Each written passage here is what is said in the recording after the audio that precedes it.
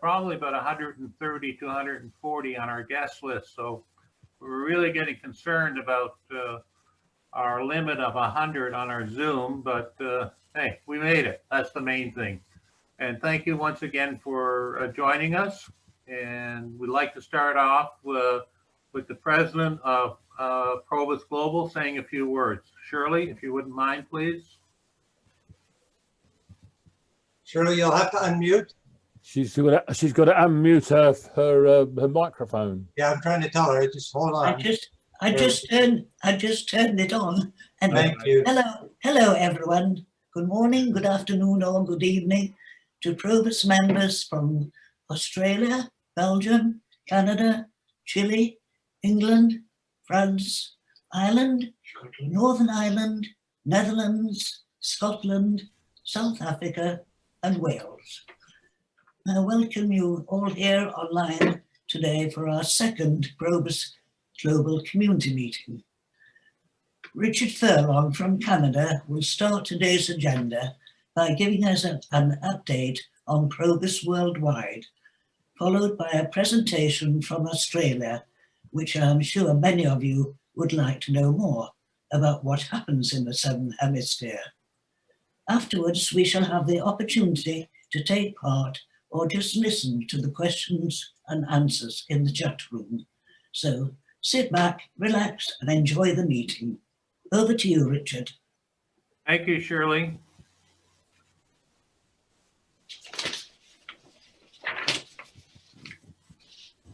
Okay, I'm sharing the screen. Did that come up, Steve? Yes, it did. Okay. Hello, everybody. My name is Richard Furlong. I'm with the Newmarket PROBUS Club in Ontario, Canada. I've been with PROBUS for about 15 years. I've been on the board of the board of directors of PROBUS Canada. I'm involved in our local club. After I left the board of PROBUS Canada, in talking to past president Steve Campbell, who was also on the management team at one point of PROBUS Global, kind of looked at each other and said, what do we do now? And we both looked at each other at that point and said, we got to see what's going on around the world. And so we contacted Shirley, found out about International PROBUS Network, IPN. And at that point, they were struggling. So we sat down and reviewed where we were with IPN, drafted a plan, put it in place, created PROBUS Global. And today, we started with about, this was about 2.5 years ago, maybe close to 3 years ago. And today, we started with about 30, 35 members. And we're close today to 10 times that. So that's the success of PROBUS Global.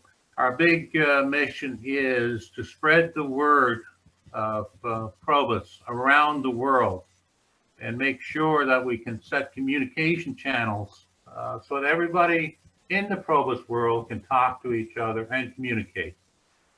So where are we today? I mentioned this was done a day and a half ago. So I took a little liberties in saying we're up to 360 members of PROBUS Global, and just checking a little earlier today, thanks to Peter Jennings, we're now up to 389.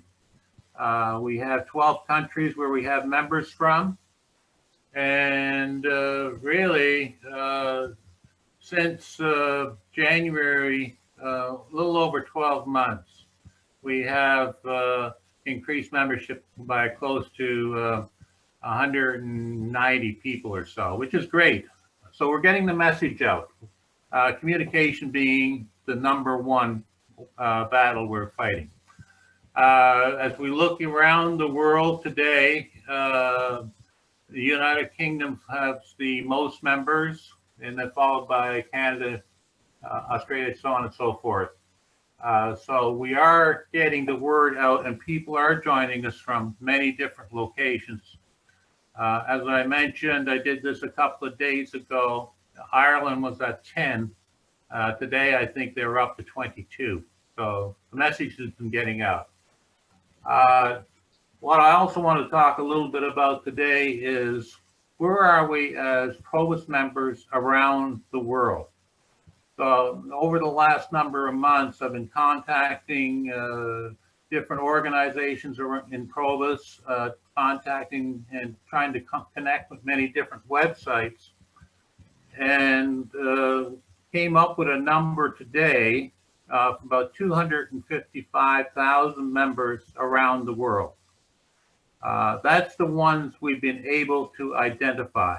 There are other countries, I'll get into that a little later, but I would think if we get to 270 in that range, that's where we actually are in members.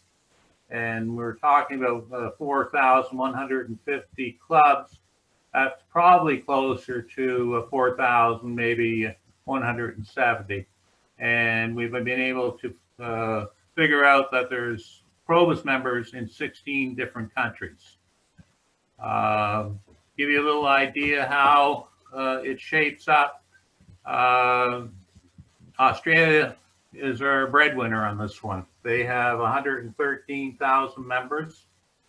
An excellent, as far as their per capita basis is concerned. Nothing like Collingwood, Rob, but as a country they are.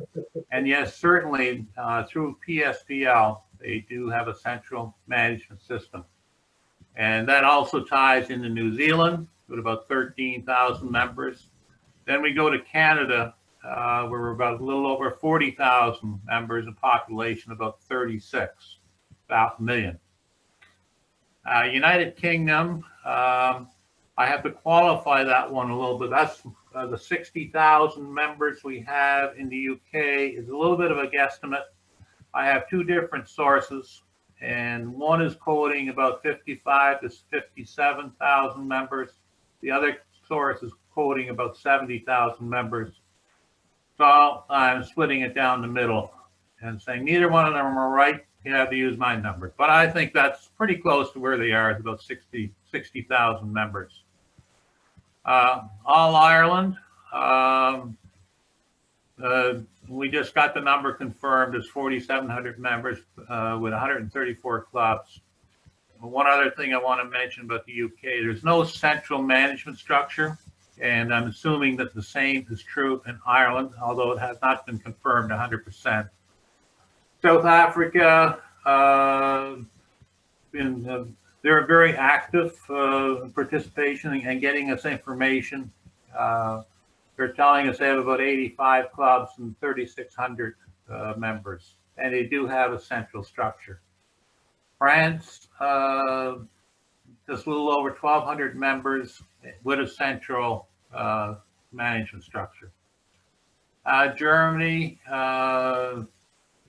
there's about 11 clubs, 300 members.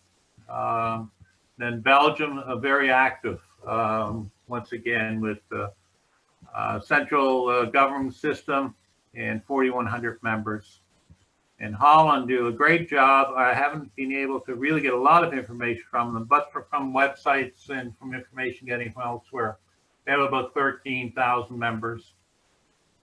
India, 1.3 billion people, and they're telling me they have about 8 clubs. They didn't want to commit to numbers unless they had a very good estimate, so they were still working on it. So I don't have anything for India at this point as far as members are concerned. And Japan is from their website. And I'd really love to get into Japan because I spent a lot of time in my working career working with the Japanese, spending time in Japan, and also being able to identify that one of the key people on their executive there may have been a former workmate. But communication has been difficult. I think it's language, and their websites keep changing. We also have Malaysia listed, Mexico, but no numbers being able to be confirmed. And Chile, as I mentioned a little earlier, don't have a lot of details, but I did find out that the one club that we're being representative today has 30 members. And then we come down to where are we with some other countries. I know there are PROBUS clubs and members out there, but nothing at this point being able to confirm for Argentina, Cyprus, Spain, Sweden, or Zimbabwe.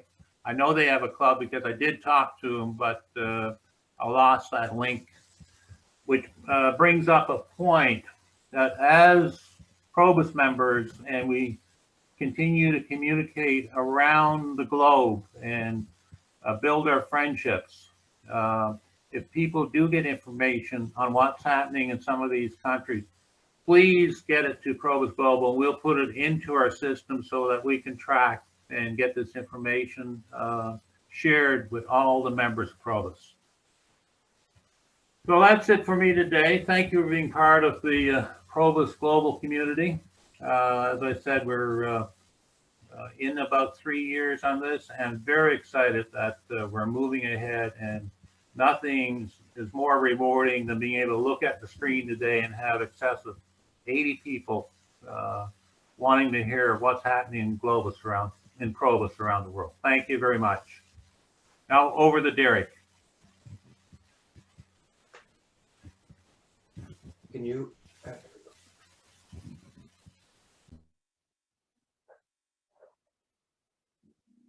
Are you there, Derek? Ah, am I there now? Yep. Can you all hear me? Yes.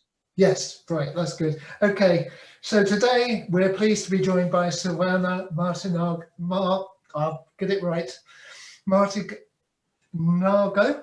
is that correct? Yeah.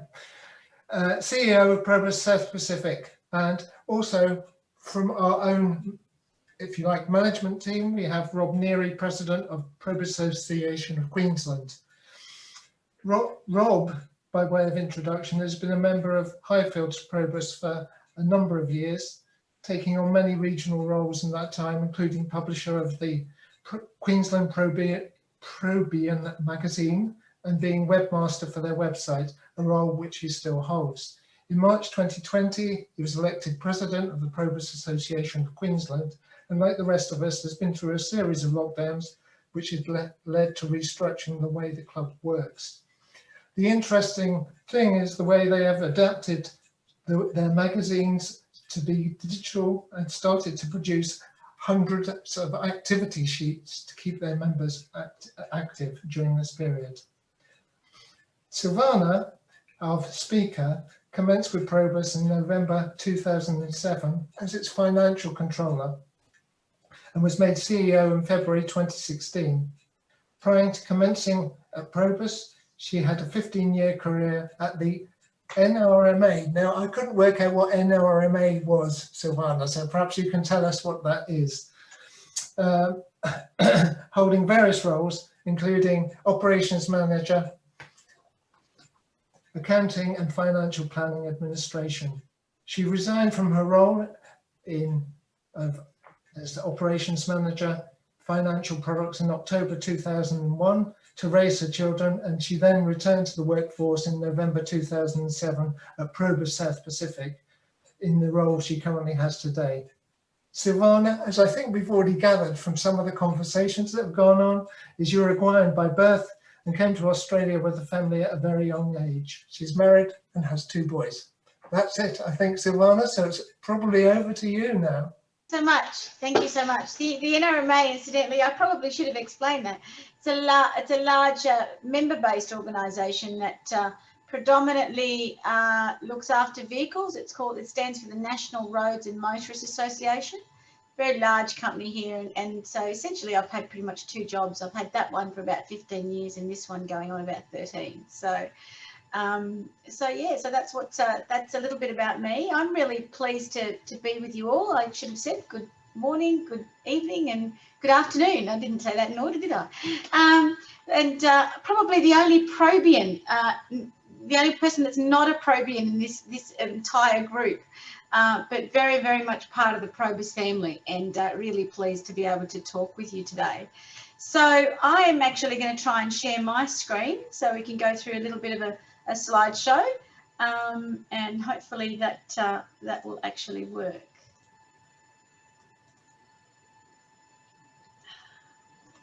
All right, can we all Yeah. see the screen? We got you, yeah. Excellent, excellent, fantastic.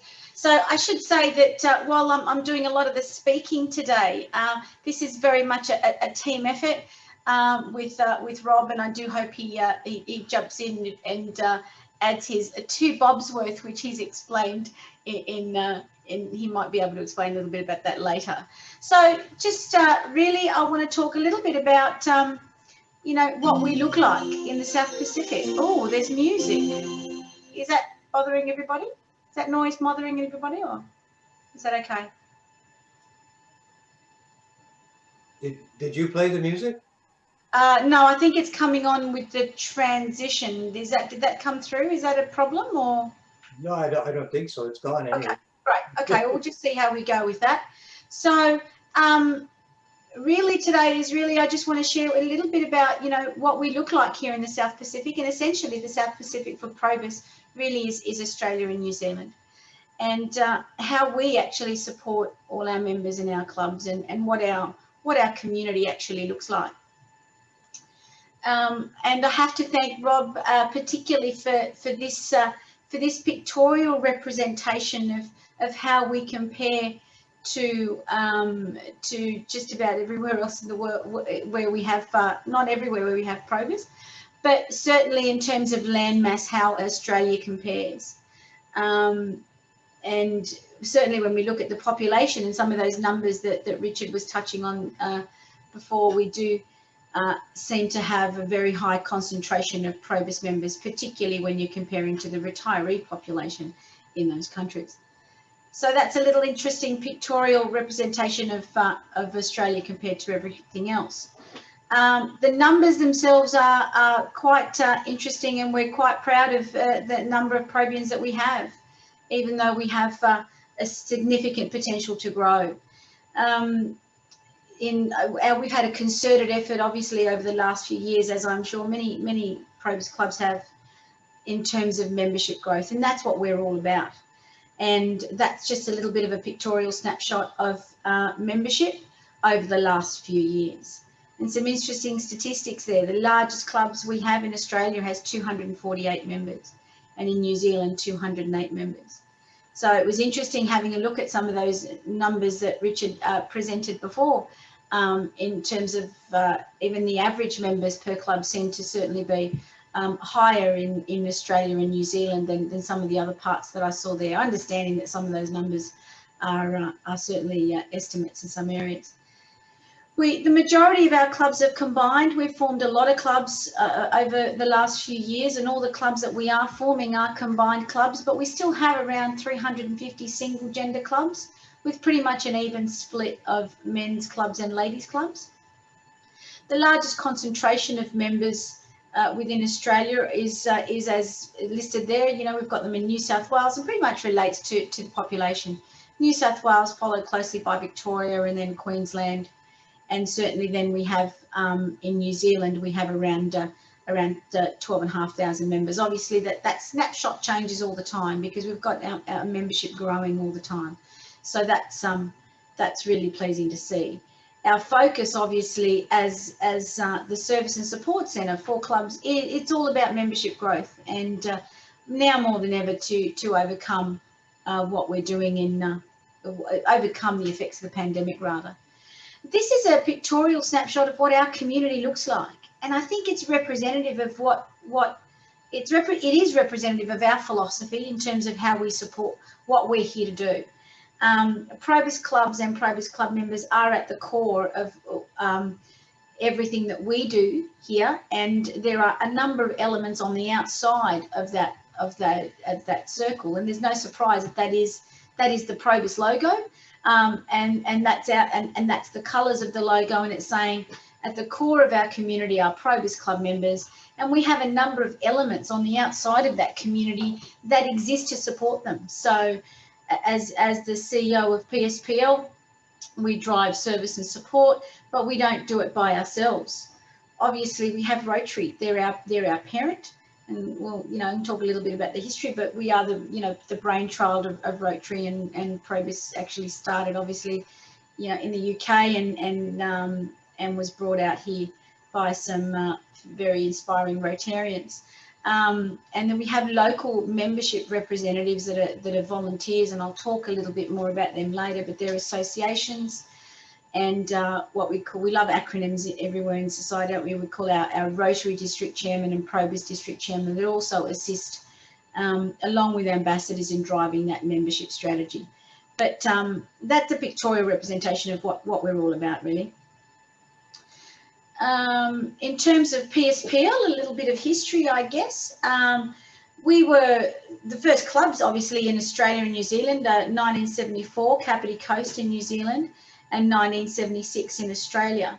By about 1981, there were about 44 PROBUS clubs already across Australia and New Zealand, and that identified the need at that time for some sort of information centre to support those clubs.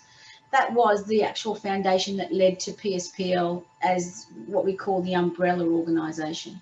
So we evolved from the information centre to PROBUS South Pacific, and then in 2011 we became PROBUS South Pacific Limited, and that was simply about setting up a more appropriate legal structure to be able to service all the clubs across state boundaries and in New Zealand. And it is we became a company limited by guarantee, which is the appropriate legal structure for a non-for-profit organisation. So we are governed by our own constitution. We are non-for-profit. So any surplus or profit we do make is put back into providing services to our members. In terms of our makeup, we have led by a volunteer board of directors. There's currently 10 directors because we have one vacancy. So, and all bar one are PROBUS members. So we have representative member directors, and what they are is they're nominated by PROBUS clubs to serve on the board, and they're 5 in Australia, 1 in New Zealand. We have board appointed directors that the board will bring on from time to time to assist where there are gaps in, say, marketing or legal or finance. We have a Rotary representative, and of course we have an immediate past chairman that sits on the board. We have a central office in Sydney that's gotten a little bit smaller of late because of COVID, but we are a small team currently of about 7 staff, providing service and support to over 1,700 clubs across Australia and New Zealand. And that support is wide-ranging, and we'll talk a little bit about all the things that we actually do, but the ultimate goal is to provide that comprehensive support and that framework that allows clubs to focus on fun and friendship, because we try and take the work out of what they do and try and ease their burden in administration and help them with membership, which then of course should lead to growth. I'm not going to talk about everything that we do, but we'll talk about the main things that we do. So we provide model constitutions to all our clubs, which is quite challenging when you've got different pieces of legislation across each state and also in New Zealand. And so we help them with their constitution, their standing resolutions, which is essentially their in-house rules to manage their clubs. We provide the national insurance program in both countries, pardon me, that provides coverage for all PROBUS activities. So anything that's approved by a PROBUS club or association, they are covered for insurance. It also provides the coverage for protection for those club leaders should they get into a little bit of trouble, and there is protection there for them. We provide right now, kind of on hold and trying to negotiate with another provider, travel insurance, and that has been essentially provided by PSPL to support the concept of activity in retirement. I'm not sure what it's like in other countries, but certainly in Australia and New Zealand there is a significant gap in terms of what members in the PROBUS demographic can be covered for because of that demographic. And so we were filling that void, and that was quite a successful member benefit, and that's all what travel insurance was about, was to say as a member you get added benefits. And up until the onset of the pandemic, they were exclusive policies that members could not get, that anyone couldn't get unless they were a PROBUS member, so that was quite successful. We have a national publication which we were providing in print and digital, currently obviously due to some challenges with distribution. It's only a digital version. And we have a lot of regular communications to our members to support them in terms of what we call community news and staying connected. And these are all publications that are designed to support our members and our clubs. Staying connected was something that we introduced immediately as the pandemic hit. And that was all about assisting members and clubs staying engaged. And we held many webinars and provided many tools. Rob also provided a lot of activity sheets. It was all about engagement and how our members, minimising the risk of our members staying isolated and during the pandemic. Our focus, as I touched on earlier, is very much about membership and supporting clubs in that process.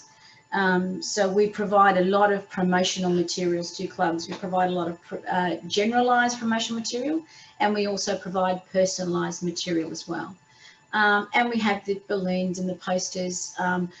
One of the successful things that we did a number of years ago is that we actually just, communication is a challenge for this group, but as I think Richard or somebody touched on earlier, it's a challenge for PROBUS everywhere, because you've got different management committees coming in at different times and different leaders. So you are in a constant re-education with our club leaders. And so our role is to support them as much as possible. So a few years ago, we introduced a membership pack, if you like, and that included a book just about how to promote your club and how to grow your club. We introduced a health check.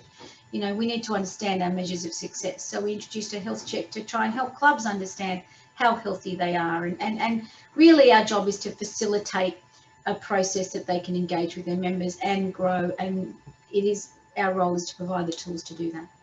We have a PROBUS Club Handbook, which details, you know, significant aspect. It's all about club management, and there are guidelines to help clubs. And we issue complimentary copies of that to our presidents and secretaries every year. I touched on earlier about PROBUS district chairpersons and PROBUS ambassadors. These are our volunteer workforce, if you like. And they're also local associations are part of that process as well. And we provide support and funding to those volunteers to help drive the membership strategy on the ground. So, and we also at PSPL, we have telephone and email support. So we're not here 24/7. We have a comprehensive website and a secured section on a website where club leaders can log in at any time and get access to all the support, a wide range of support we provide online. And we're also available by phone and by email. We have a club locator, which is an automated club locator on our website. So at any time of the day or night, somebody can go on and find their local PROBUS club. And if a club has a website, they can contact directly. But if for clubs that don't have websites or Facebook pages, they ought to get an automatic response, no matter what time of the day or night rather it is. They get an automatic response with the details of the club secretary to contact.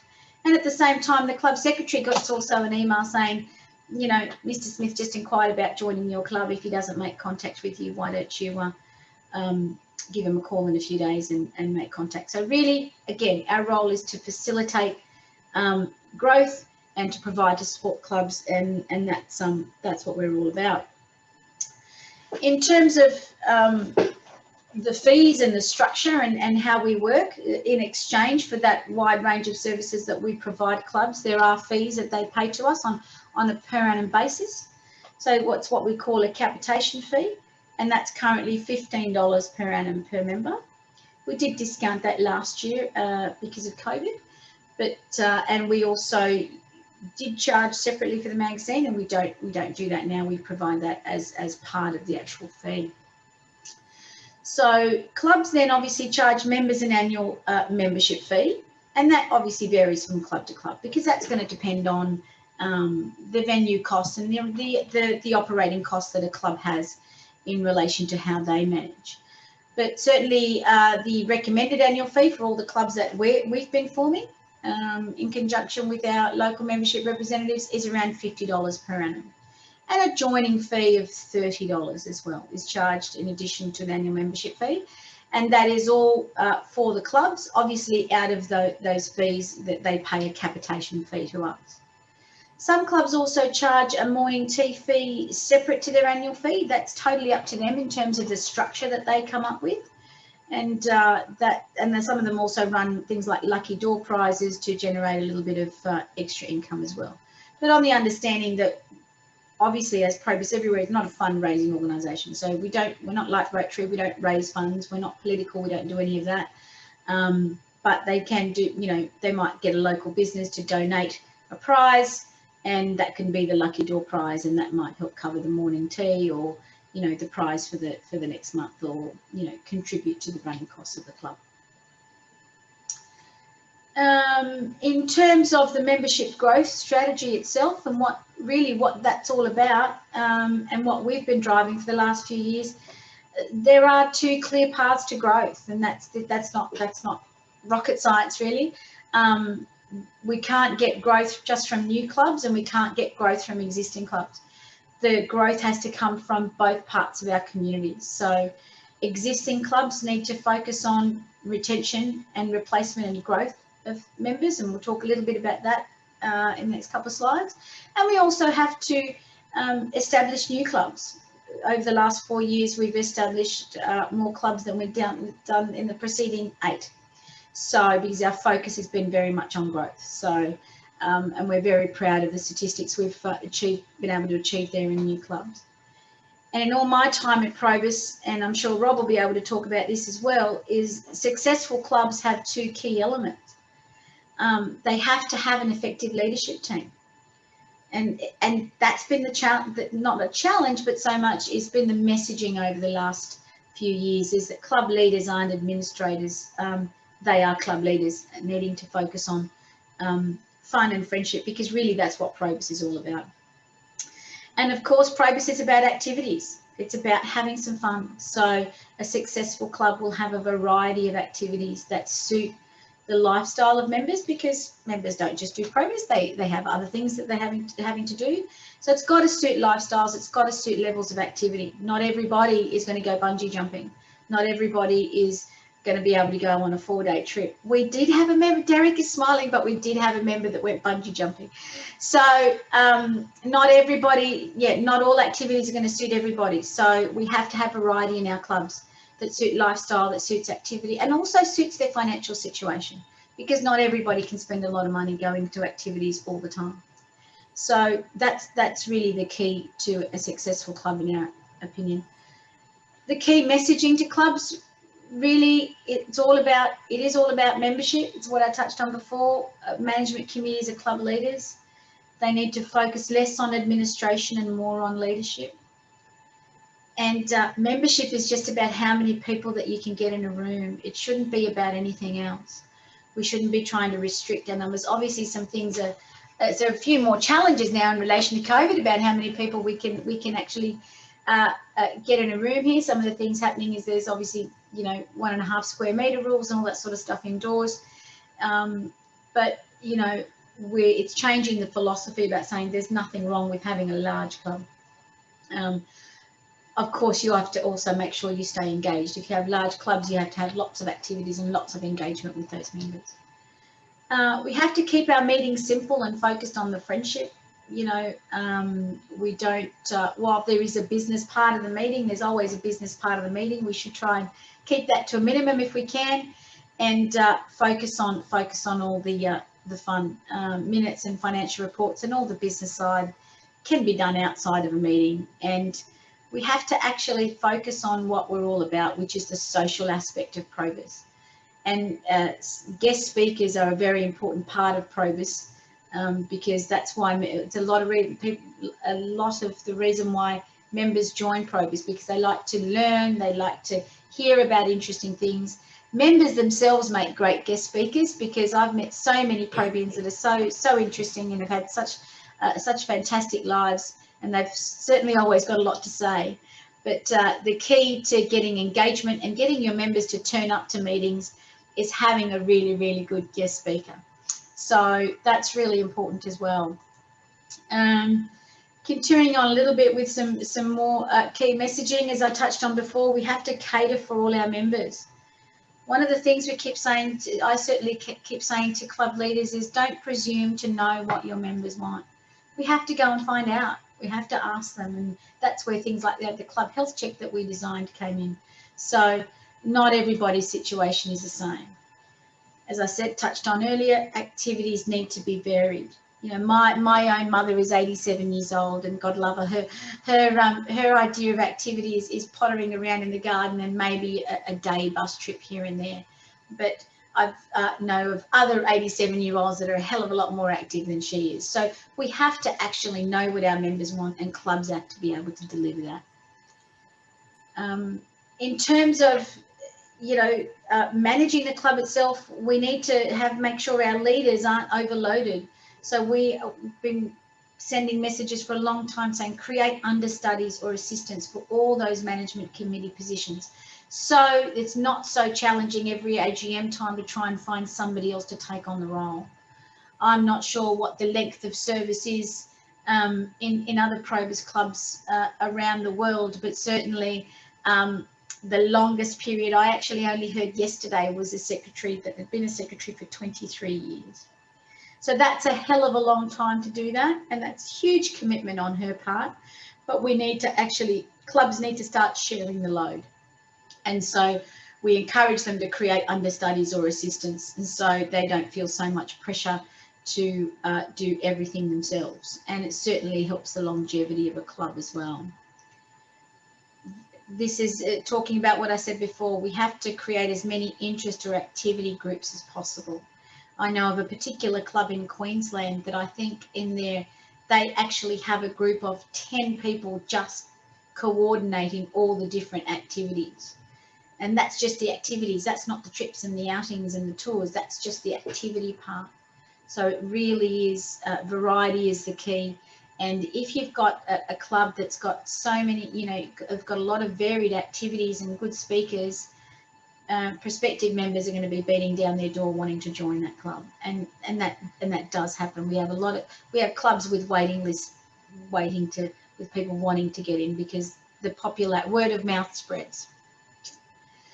We've also got to work with other clubs. Not every club, I said before, the largest club in Australia is 248 members. Well, not every club has 248 members. We have some clubs that have, 40 members. You know, you have some clubs that have 100 members.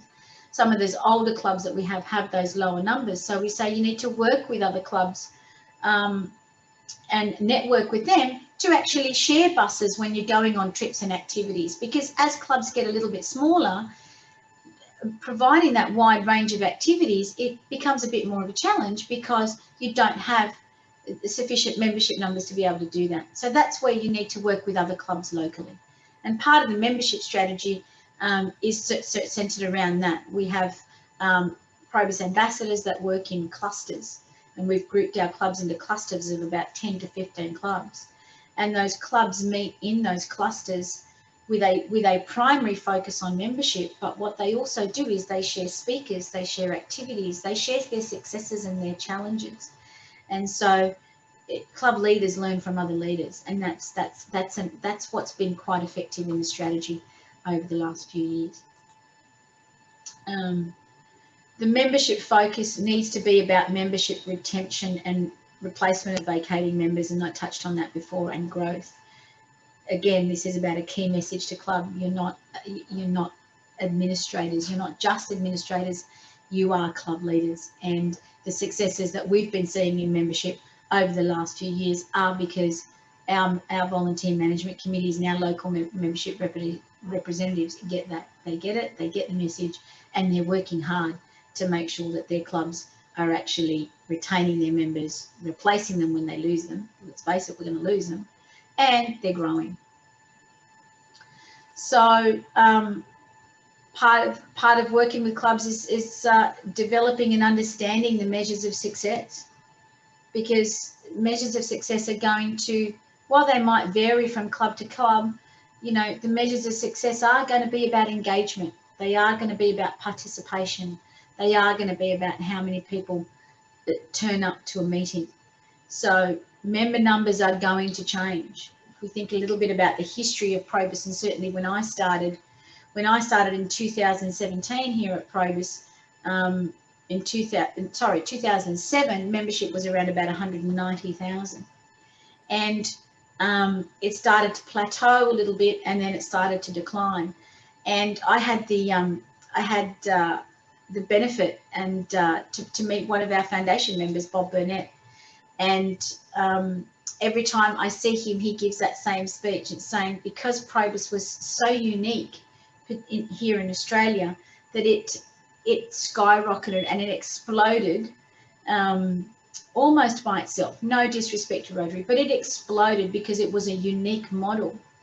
And so because it grew so quickly, there wasn't as much focus as there should have been back then about making sure that every single club had that younger pool of retirees coming in all the time.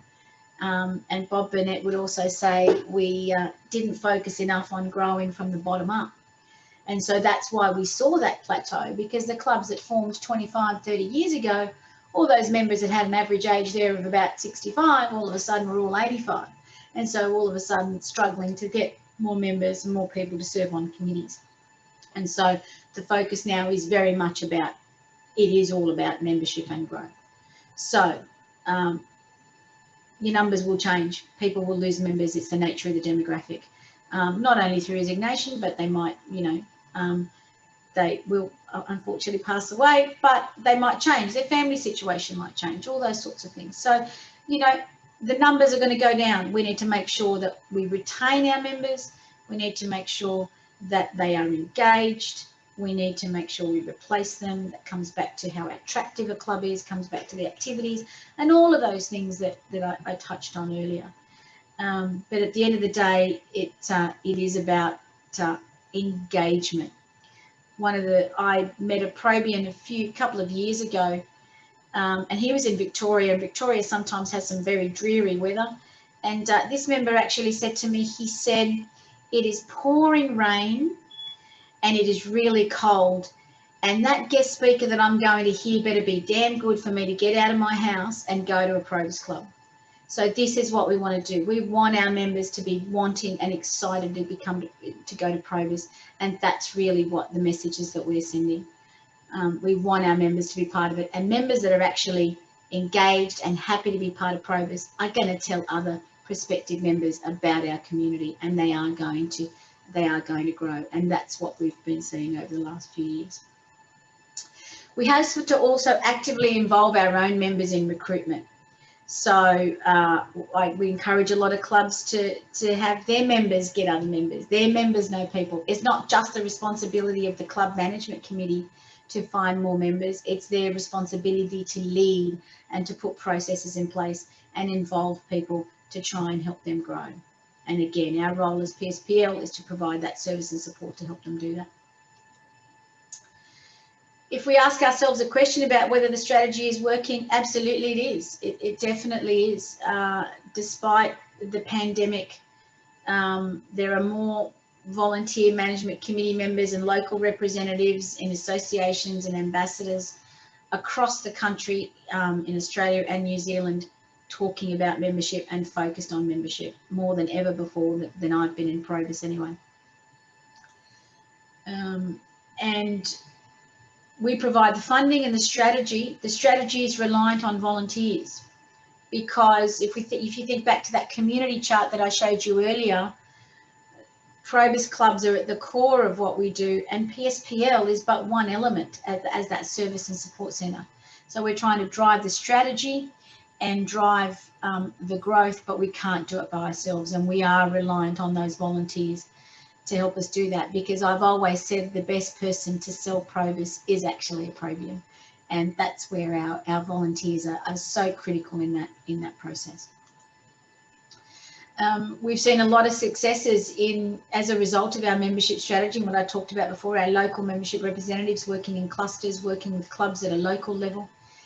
And the successes in some states or regions are higher than others because, A, we are reliant on volunteers, but where there's increased activity and increased support, we have seen more successes. And I'm sure either today or in a later presentation, Rob will be able to talk more about the PROBUS Association of Queensland.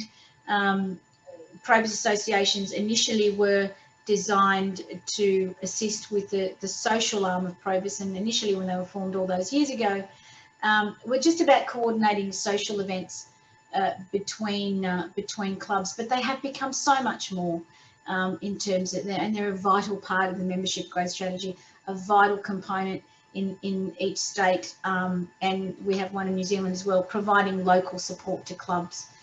And PAQ have done a hell of a lot of work, PROBUS Association of Queensland, another acronym, in supporting clubs throughout the pandemic, in in conjunction with PSPL, working alongside us, doing stuff together. And so we've seen, if I can say this in English properly, we've seen less of an impact of COVID in Queensland than we have seen in some other states, and we attribute that to that increased support that they're getting at a local level. And I touched on this before, we're very proud of the statistics in terms of the number of clubs we've formed. So just pre-COVID in 2020, we established 52 new clubs across Australia and New Zealand. 3 of those were in New Zealand, the majority in Australia. 45 in the previous year. I think the year before was 24. So every year on year, we've formed more and more clubs. And we actually formed 3 clubs during COVID, which I think was fantastic. And last year, we actually, I'm sure, hopefully you're all aware that we introduced an initiative last year called PROBUS Day. And we held our inaugural PROBUS Day on the 1st of October 2020. That was the intent of that. Really, it was important for us to have a day in our calendar to celebrate what is great about our community. And it was no more important to do that than to do that in COVID. And we actually formed a club on PROBUS Day in South Australia, and we had, I think, 60 people turn up and join on that first day. So on that first interest meeting. So we're very proud of the work that we've been doing with establishing new clubs, and we'll continue to do that. That our strategy hasn't changed despite the impact, despite COVID.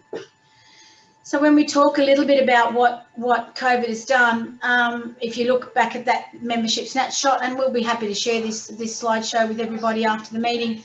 If we look at that membership snapshot, the decline over the last few years had actually diminished because of all the work that we've been doing with our club leaders and forming new clubs. Before COVID, we were quite optimistic. We expected to see a plateau in 2020. Because if you think about what I said before, we are going to lose members. So it's been about replacing the members we lose, and so the membership decline had diminished. We were closing that gap in terms of the members that we were putting on compared to the members we were losing, and we were expecting a plateau in 2020 and growth to follow. Unfortunately, COVID has actually changed that expectation, despite the fact that we've been doing really well in this country and in New Zealand in terms of case numbers. You know, our second largest state in Victoria, where we have about 480 clubs, they were in lockdown for a significant part of the year. So they didn't meet and they didn't do a lot of things. And so that's going to create some reticence on the part of members to renew their membership. So COVID did change that expectation, but it certainly didn't change it as much as we thought, which is really positive. And none of us wanted COVID, but what it has taught us, and it has highlighted, and I think it's common all over the world, it's highlighted how important these social connections are to our members. And meeting online is fantastic, and COVID has actually, forced a lot of our members that weren't online to get online, and this is where PROBUS Global will assist a lot as well.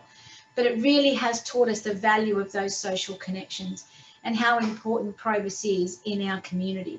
And if you look at some of the comments that we've seen on Facebook, and a lot of the feedback that we've gotten from our members is that PROBUS has really helped them through the pandemic, and that's really, really important.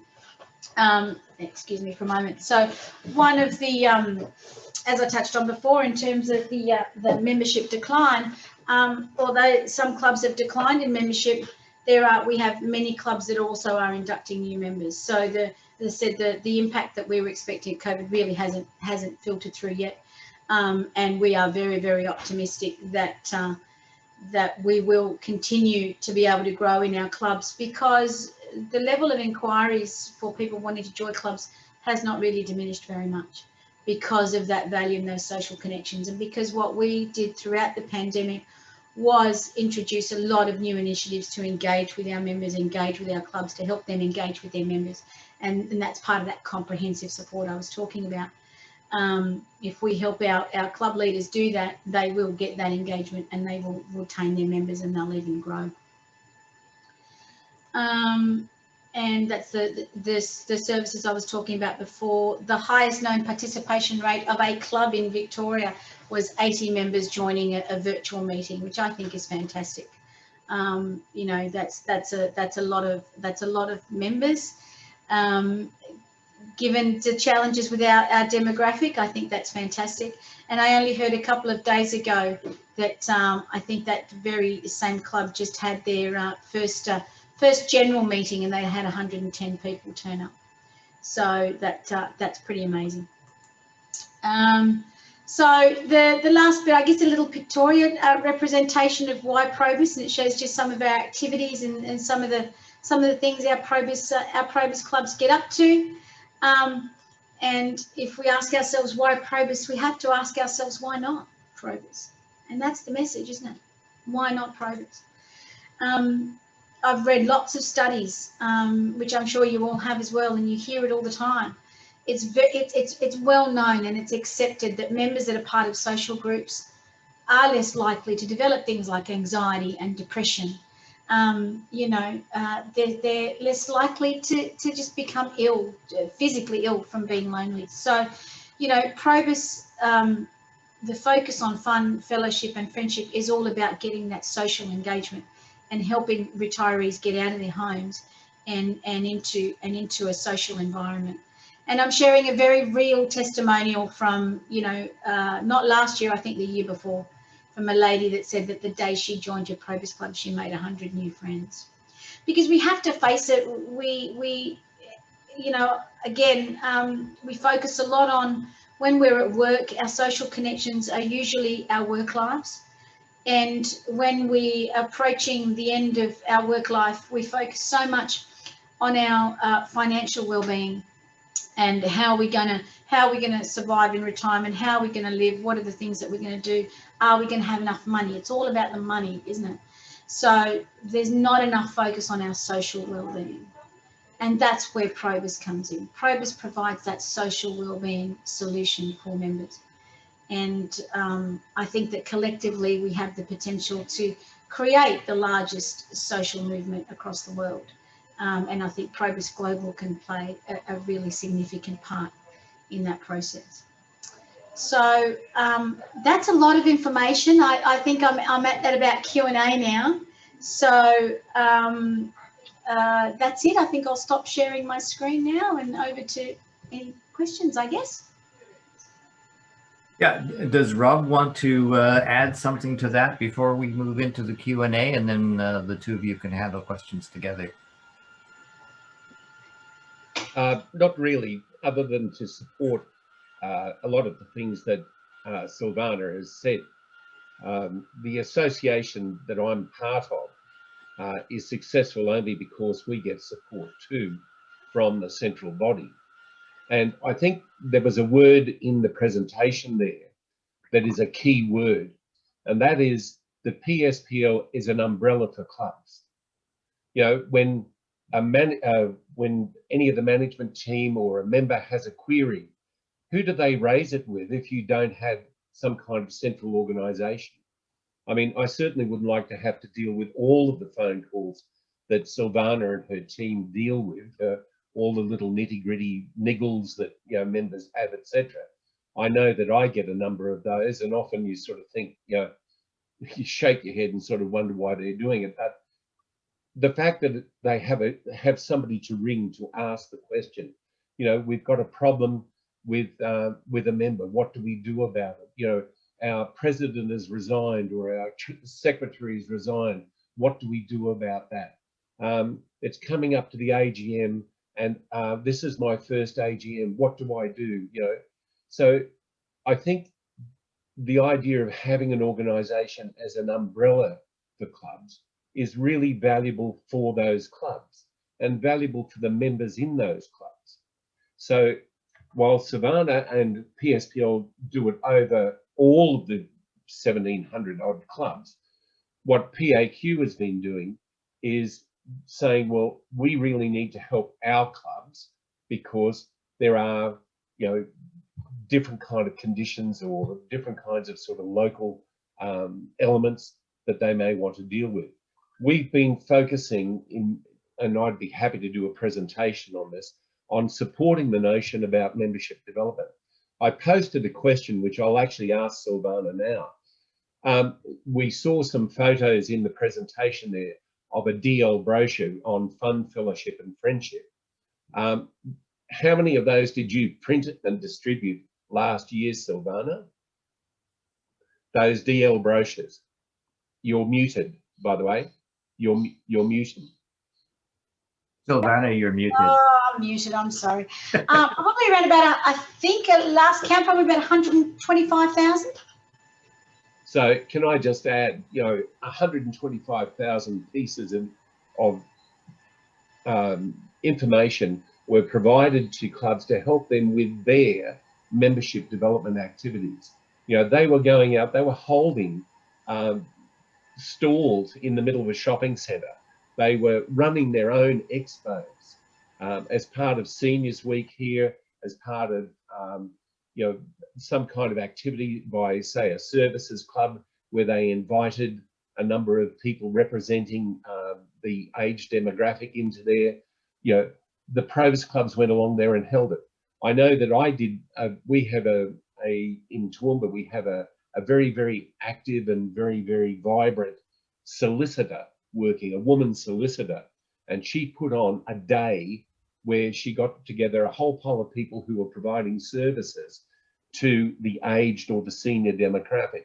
And PROBUS was invited, or we were invited to go along and have a stall and talk to the people that she had invited on along to her seminars. So we had that opportunity to do that. We've gone along to the shopping centres and actually done a display where we've promoted PROBUS in that way.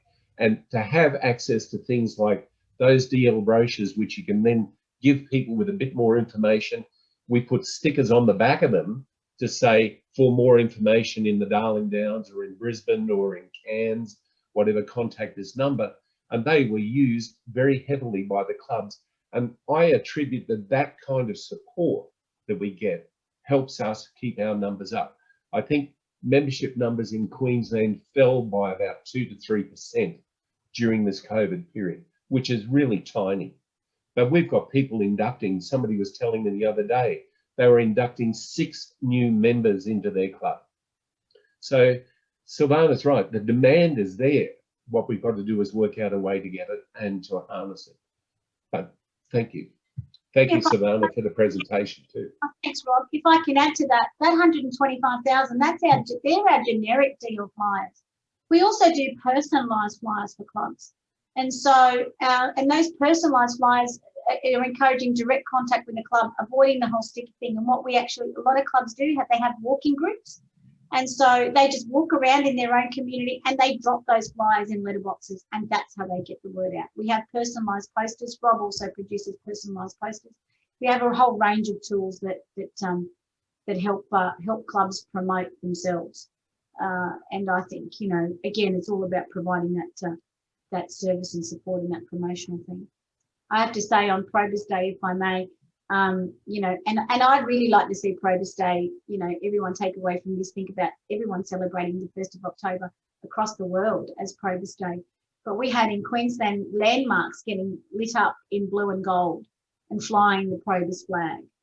And we had in Victoria, when they were actually in lockdown, we had actually one club went and put PROBUS balloons on the letterboxes of their 120 members, just to celebrate PROBUS Day. So I think you know, we have a great community And we have a lot of retirees out there. We need to get a lot more into them, and I think it shouldn't be hard to do once we get our message out there. Can I just add something about Probus Day, because I know that there was a bit of traffic about that. Brisbane is quite a large city of something like about 4 million people now, and they have a number of bridges, and the bridges can actually have the lighting changed on them. So we approached the Brisbane City Council, and they changed the lighting on one of the bridges to be the Probus blue and gold that we use here in Australia. One of the small regional towns, a place called Gympie, which is quite a little town, they changed all the street lighting to blue, right, for that day. Bundaberg actually coloured their fountains blue with blue water to celebrate it for the day. So we got a lot of support from the local council areas too, to actually, you know, focus on the Probus Day. And we did use that October 1, which is the United Nations Day of the Older Person, but it depends on your definition, I think, of older person. But if you look at your medical definition, anyone who's over about 55 is classed as an older person. So we're targeting those people as well. So I can certainly recommend that if you're going to do something with Probus Day, make sure you contact your local council and even your MP, because they put out newsletters. And this is another thing with promotion too that we've done. We wrote off to all of the councillors of all of the councils in Queensland and talked to them about what Probus was about and Probus Day. We did that also to the state members, the state parliamentarians. Now, Silvana had written off to all the federal politicians and got back some wonderful video sort of recommendations about Probus and support for Probus and everything, which is a fabulous sort of tool to be able to have, right, to promote Probus in the community. So Probus Day could be that. There's also Seniors Day. The other thing I'd remind you too, because many of our members are volunteers for all sorts of things, there will be an International Volunteers Day. You may even have a countrywide Volunteers Day that you can link in with and just talk about your Probus members as volunteers. So you can get the word Probus out there quite a lot. Many years ago, I read a book called Guerrilla Marketing, and the fellow said there's 127 ways that you can market and promote something. And you should be asking yourself, have I done the 127 today? So there are lots of things that we could be doing to promote Probus. So I'm very grateful for what PSPL gives my association, and our success reflects the kind of focus that PSPL has on membership development and support. That little graphic that you saw at the beginning, which had club members and the clubs at the centre, is certainly something which we feel is actually happening, that PSPL is there to support the clubs. I have to say that PSPL and Rob put the active in the active retirees much more importantly than I see from every other Probus club. So first of all, I just have to say that the presentation, Silvana, was just wonderful, and there was so much information that you shared there. The people that belong to Probus Global, I think self-select as the ones who are interested in growing Probus, and they tend to be in the managements of their own clubs. I think we have several country presidents on this Zoom, and we made it to 85, so we beat you, Rob, with the number of people. I think we had 125 sign up, something like that. We were afraid we were going to go over the 100 of our Zoom account. And then I was already with some questions, which was going to be about Probus Global Day, and you beat me to it, and you answered those questions. For those who haven't seen it, go to the PSPL Facebook page and look at the videos that they managed to get from the various president, I can't remember, the prime minister, various government people from all over Australia all gave little video blurbs about how great PROBUS was. Wonderful information. And I'm assuming that if anybody wants to get, well, I know Rob has produced a lot of material that he's definitely willing to share. And Silvana, are you willing to share some of the PSPL materials so people can use it? Yeah, absolutely. Absolutely, no problem. I think we've shared some stuff with PROBUS Canada in the past, but more than happy to share any of the information that we've got. So that's not a problem at all. That would be great. And I think a lot of people here might be asking to get copies of some of what you've got. And this video will be available on the PROBUS Global meetings page and our YouTube channel. So I know that not everybody from your club was able to attend, but if you want other people to see Silvana's presentation, send it to your executives of each of your clubs and tell them, send them the link so that they can get on and see that presentation and see what is being done in other places and how much promotion can be done for PROBUS in general. Not sure what other questions have come in at this point, but lots of people are saying that was great and thank you, and wonderful to meet all the different people around the world. Yes, it's probusglobal.org for the person who is looking for the URL. I don't know how you got here if you didn't know that. And so I think we've covered the questions that came in on the chat. I think for the most part you answered them before they even got to me. So at this point, the idea of the presentation, that's the idea of a good presentation, I suppose, is try and free up some of the questions. Peter, I had a question for you actually. Have you seen any traction from the magazine? I know we put something on PROBUS Global in our magazine. Well, oh yes, I was going to thank you for including us in your magazine in the spring edition. Page 24, maybe that was why people didn't get to it. I have to say, I was expecting, we certainly have had a number of new members from Australia from the magazine, but I was expecting a flood. We were ready to be overwhelmed. What we have been overwhelmed with in the last 2 days, for whatever reason, somebody, and I'd like to find out who sent out the original email, told everybody in Ireland about us, and our numbers have been going up by the minute. I think Richard said it was 389, and I'm sure we've hit 400 by now, because every time I look at my email, there's a whole number of new applicants, and they're all coming from Ireland and Northern Ireland. So an excellent promotion by somebody out there. Do we have any more questions for Silvana or Rob? I suppose I'm the problem in relation to Ireland and Northern. Thank you. Because I circulated the the notice, but also on our website we have a permanent link to the global site, both Canada and Australia, and the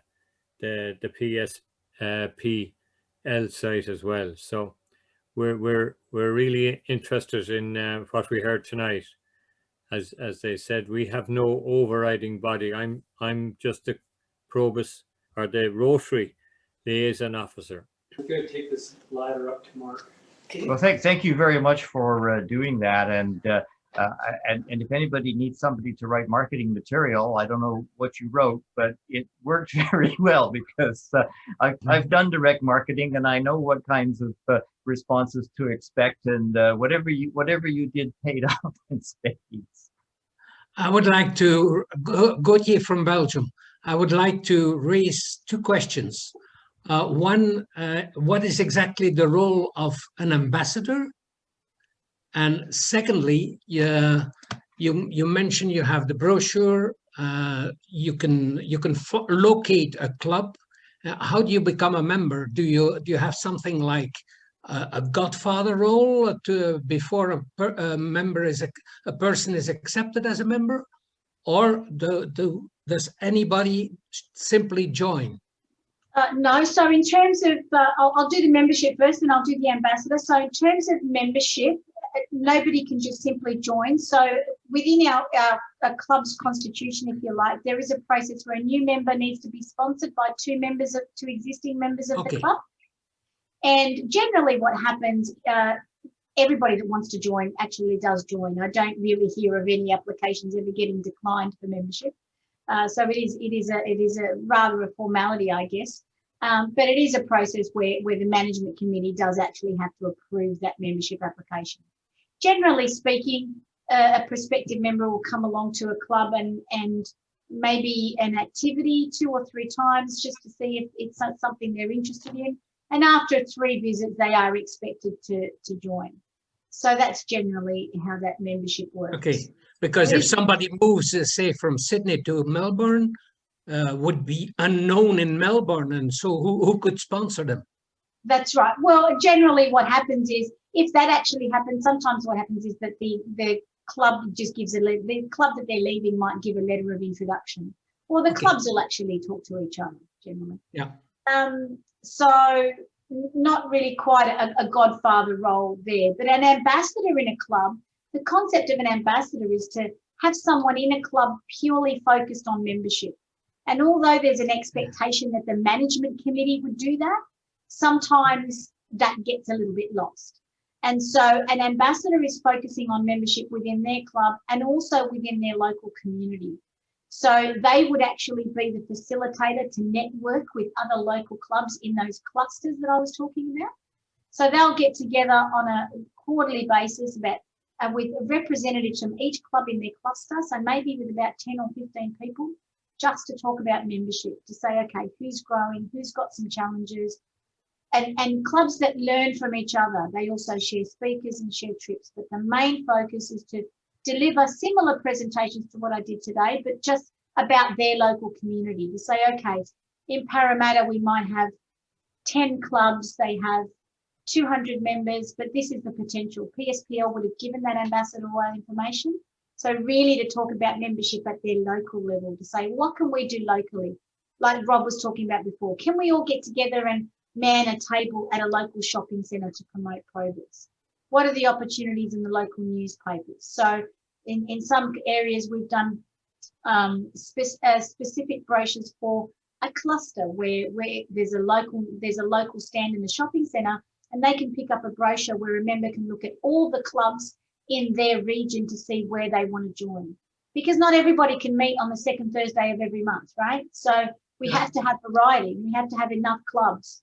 And some of the stuff that PSPL has done is we've put a little bit of science in figuring out where to establish clubs. We check all our statistics. We look at the potential retirees. We look at the demographic. We look at the history of the clubs, and we say there are potential there. We have 5 clubs there servicing, 200 members, but there's a lot of retirees in that area, and there's a potential for another 2 clubs. We're going to go and put some clubs there because we need to service that potential. So, there's the ambassadors are about looking at the membership strategy within their local community and working with their associations, if there are associations in that area, and PROBUS district chairman that look at, there's a little bit of a structure to it. Ambassadors look locally within about 10 to 15 clubs. Then we have PROBUS district chairman that sit across that, and they may look at across a district, and a district might have 60 or 70 clubs in it. So we see the PROBUS district chairman work with 5 or 6 ambassadors, or in the case of Queensland, they call them regional liaison officers, to actually look at, okay, well, each ambassador, how's membership going in your particular area?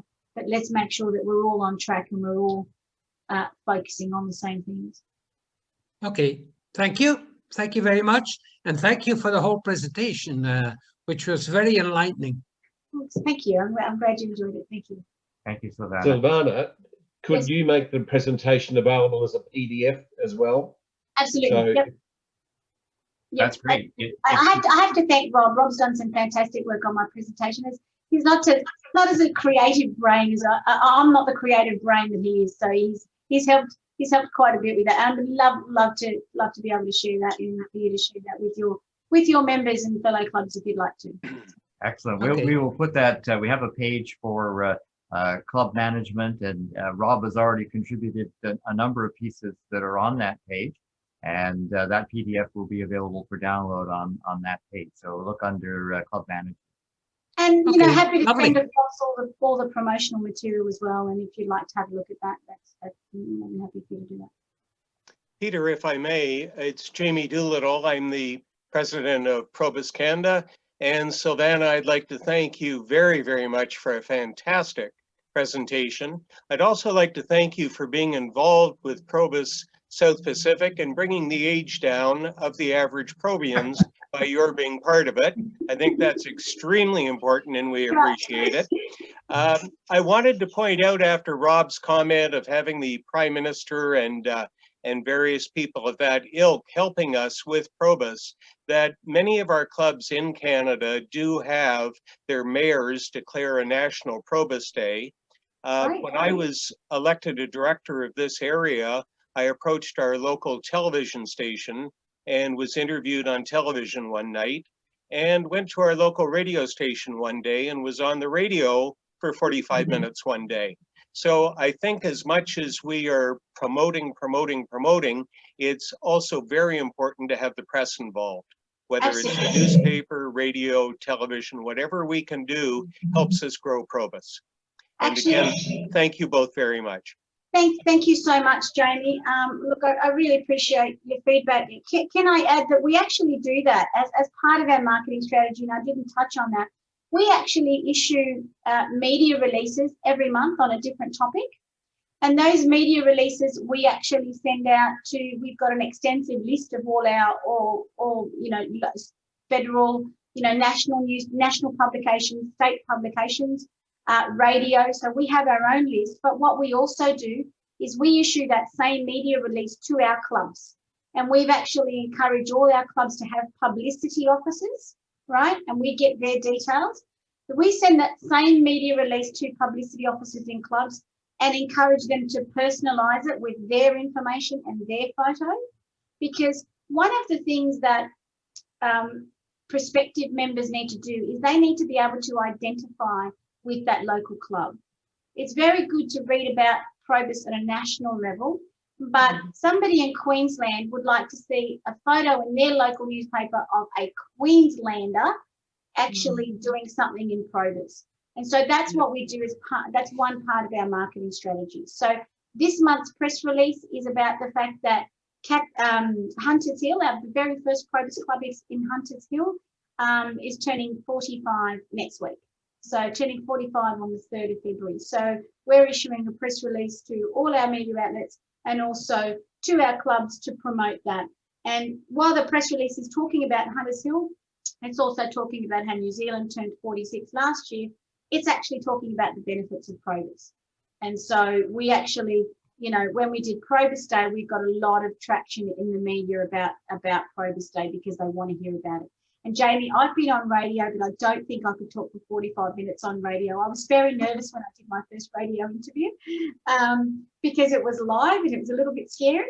And that's what it's all about, isn't it? It's about awareness. So the more things that we can do to talk about PROBUS in our community and tools that we give our clubs, like media releases and brochures and all that sort of stuff, they'll actually get the word out. And as I said before, the best person to sell PROBUS is actually a Probian.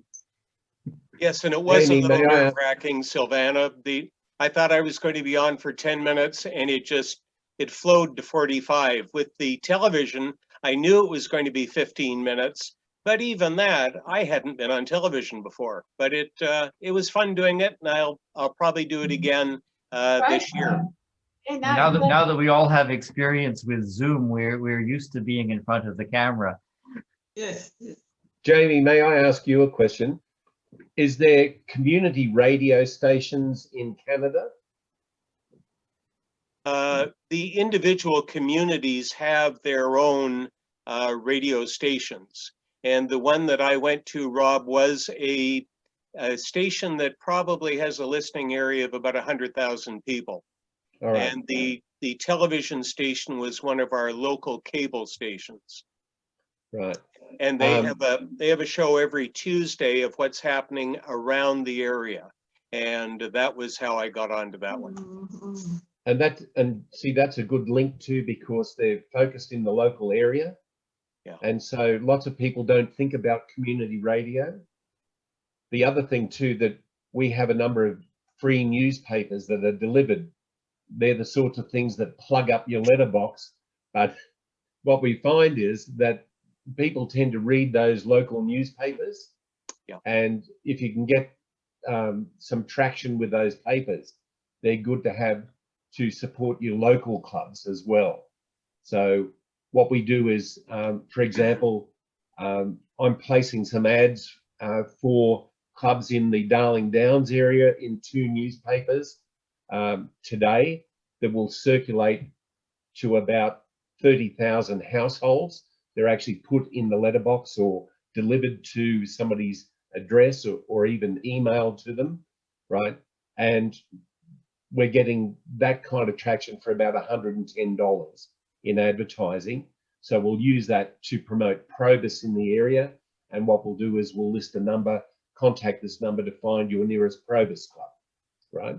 So it'll be the PROBUS Association number, but the idea is to do the promotion across the area so people pick up the paper and then say, oh, well, I've heard about PROBUS, and we'll try to create some interest in with the ad too. But community radio and those free newspapers are often very good sources of promoting your local club. And if you haven't used them in the past, you know, I'd advise you to try to get some links to them as well, because the community radio people are always after something anyway, right? Like most news outlets, they're always after some kind of information. And if you can do it, that's fine. Talk to somebody from them, and they'll tell you how to even set it up. So that's a good suggestion, that you're using that and also using the local TV. Rob, one of our challenges is that a lot of our local community newspapers are unfortunately closing, and that has been a factor. But what we did as PROBUS Canada on June the 6th, we put an ad or a notification in our national newspaper that goes from coast to coast, thanking the frontline workers. Yeah. And that gave us tremendous feedback from people right across the country. And so that was in the national newspaper that we did that. So I read about that. That got quite a lot of traction for PROBUS, didn't it? Yes, it did. Yeah. Excuse me, I believe Ann Fenton was trying to get in a while ago to ask a question. Ann, are you there? Yeah, I was just wondering about Silvana, like if she was from Sydney, because I'm from Sydney and she just looks very familiar to me. Oh, I can't. Oh, yes, I am. I'm here in Parramatta. The office is in Parramatta. Okay. But I'm out from Glenwood. I'm in that area, but I've done a few information days across the state, so you may have seen me, you know, at one of those. Where are you from? I'm from Marrickville, so I'd probably not, but yeah, you know, I don't want to take up time, but you just look familiar, so. I can see that some of the Europeans are dozing off because it's getting to be quite late over on the eastern side. So I think it's time to close up the formal part of the meeting. Richard, do you have something else that you want to add? And then I think Steve, if you're willing to leave this open for a while, everybody can just stay and chat as long as anybody wants to. Thank you, Peter. I just want to certainly thank Silvana and Rob for doing an excellent job, and also for volunteering to do this. We plan on continuing this program, and within the next 45 to 60 days, we will have a follow-up meeting, and we have a volunteer to talk about PROBUS in their country, Escoche from Belgium. So he will come. Thank you. He will come and talk to us about Belgium, and maybe we can get him to talk a little bit about the countries close to him and what's happening with PROBUS in those countries. The thing that's outstanding. Okay, I'll be happy to do that. thank you very much.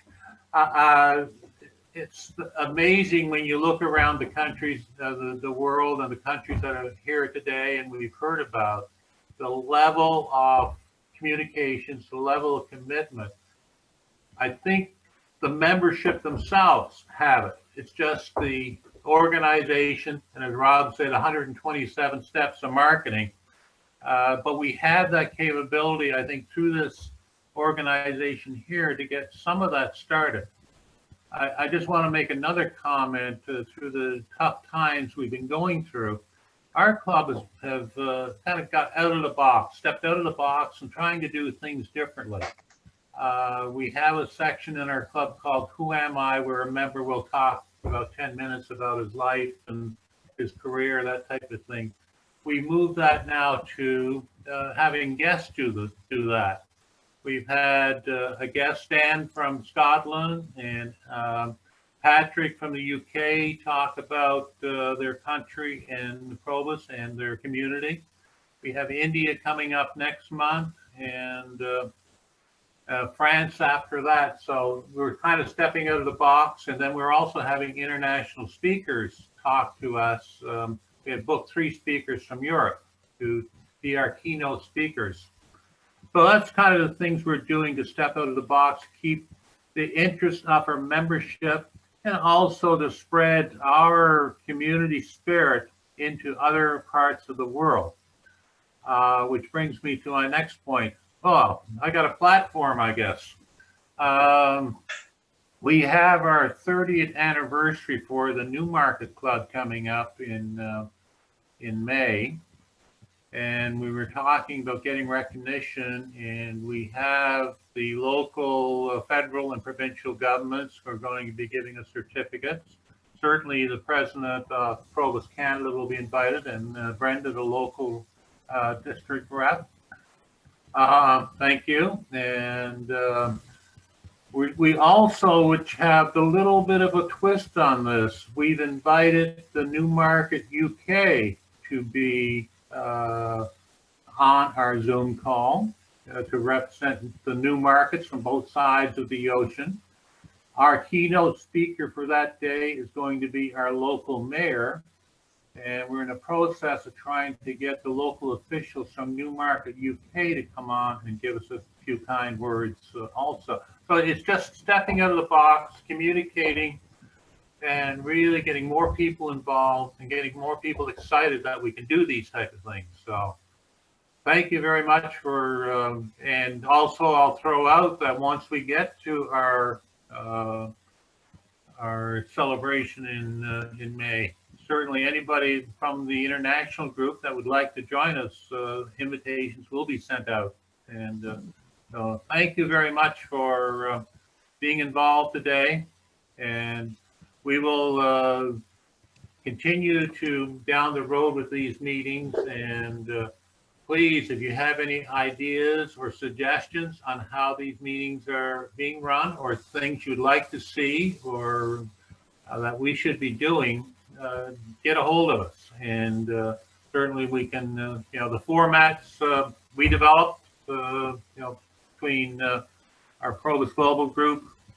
We're not locked into any set program, but certainly we'd like to hear from people as to where we should go from here. But in the next meeting will be with our friends from Belgium, and probably we will want to talk about a little bit about our website and how we run it, and what's going right and how can we improve with that type of topic. So thank you very much, and thank you very much for a great presentation and a great day. Thanks, Dick. If you want to stay in chat, I'm more than happy to leave this open, but I'm going to turn the recording off now, or I'm going to blow my Zoom account right out of the water and space. Well, thank you, Steve, for hosting all of this and keeping the technical part going. And